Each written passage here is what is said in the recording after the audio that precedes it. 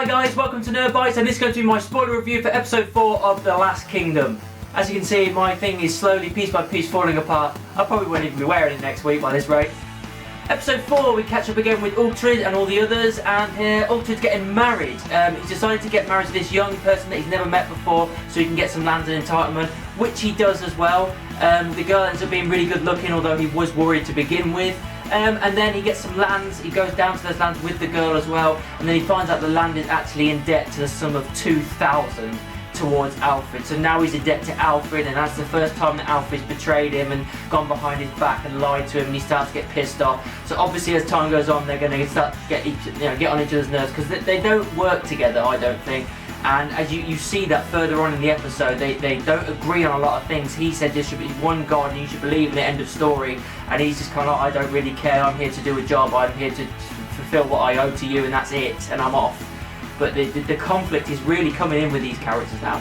He also gets his missus pregnant as well, which again was another really nice transition. It was, she just came out of the water. For a second you think it's Uthred, like he was when he came out from episode 1. Then she turns, you see it's her, she's got a pregnant belly. It's like, oh, well, it's obviously 8 months later. And it was cool, it was a really good way of doing it. I think I like that. If they continue to do that through the episodes, of every time that there's a big gap in time, that they do that kind of thing where someone comes out of the water and then it's a few months later. If they can do that constantly, that would be awesome, because it's a really nice way of transitioning through the time that we've not seen.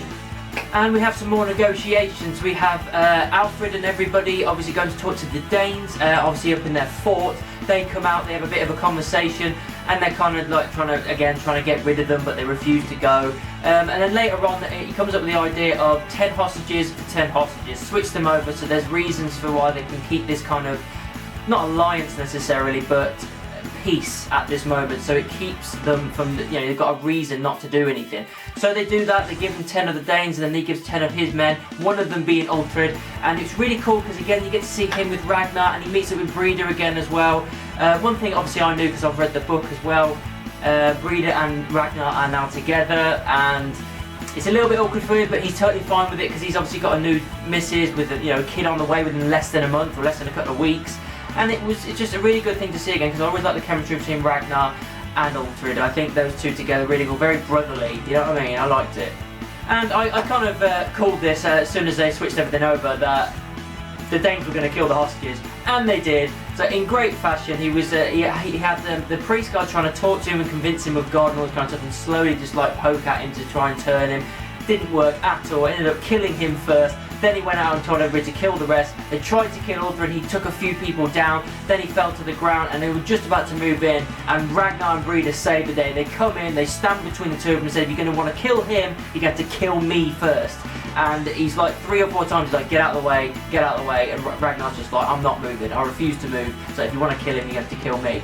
And he finally lets go and goes, I will do you this one kindness, send him on his way without a horse. And it was a really cool way. And then you have those two embrace again, and Uthred saying, I will be by your side when I'm done with Uthred, I will be by your side, I promise this. You can see him kind of welling up a little bit, getting a bit angry, and then off he goes.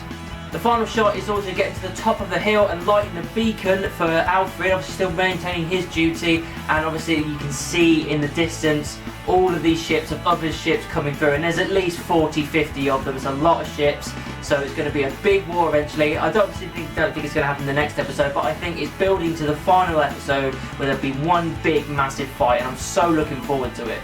Overall, I thought episode 4 was awesome. It was, again, more development to the characters and everything, a lot more action and stuff, a lot more really intimate moments with certain characters, and obviously seeing these kind of situations that are being put in. I'm really liking the way they're building it. They're adapting the book, from what I remember, very well at the moment, and it is filling the hole of no Game of Thrones for a while, to be honest, and I'm still really enjoying it. I'm very invested in this series at the moment. So that's what I thought of episode 4 of The Last Kingdom. What did you think about it? Let me know down in the comments or send me an email. You can also find me in the various social media, Facebook, Twitter, Instagram and moviepodder.com. Just type in Nerd Bites anywhere and I'm sure you'll find me. And of course, keep it nerdy.